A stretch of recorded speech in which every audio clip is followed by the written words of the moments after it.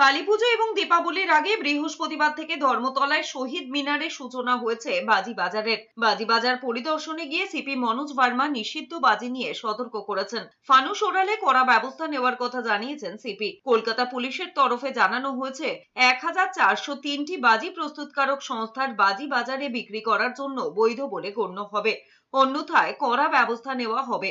আবাসনগুলোতে প্রচার চালাবে police, leaflet বিলি করা হবে। বিশেষ করে বয়স্ক শিশুদের যাতে কোনো অসুবিধা না হয় সেদিকে নজর রাখা হবে। ধর্মতলার বাজি বাজারে 37টি স্টল রয়েছে। বাজারটি বড়বাজার ফায়ারওয়ার্কস ডিলার্স অ্যাসোসিয়েশনের তত্ত্বাবধানে এই বাজি বাজার চলবে 21শে অক্টোবর পর্যন্ত। স্টিল আমাদের তরফ থেকে যে প্রেসক্রাইবড ডেসিবেল লিমিট আছে তার উপর যদি কিছু হয় দেন নিশ্চয়ই লিগাল অ্যাকশন হবে। অলরেডি আমরা কিছু ফায়ারওয়ার্কস সিজ করেছি, প্রায় মোর দ্যান 1000 কেজি। 11টা কেস হয়েছে, কিছু লোক অ্যারেস্ট হয়েছে।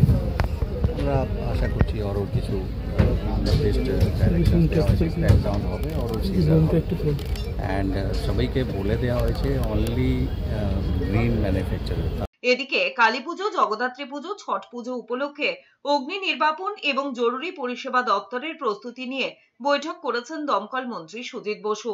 166টি স্থায়ী ফায়ার স্টেশন ছাড়াও পুজো উপলক্ষে 51টি অতিরিক্ত অস্থায়ী ফায়ার স্টেশন তৈরি রাখার কথা জানিয়েছেন সুজিত বসু। কালী পুজোয় আমরা 51টা অতিরিক্ত ফায়ার স্টেশন, আমাদের 166টি ছাড়া 51টা টেম্পোরারি ফায়ার স্টেশন বিভিন্ন জায়গায় আমাদের হবে, করব আমরা। তার মধ্যে কলকাতা আছে, তার মধ্যে বিশেষ করে বারাসাত আছে, নৈহাটি আছে, বাজি বাজারগুলো আছে, যেখানে যেখানে বাজি বাজার আছে। এছাড়া আমাদের মোটর সাইকেলগুলো যেগুলো আছে সেগুলোকে আমরা ভালো করে ব্যবহার করবো।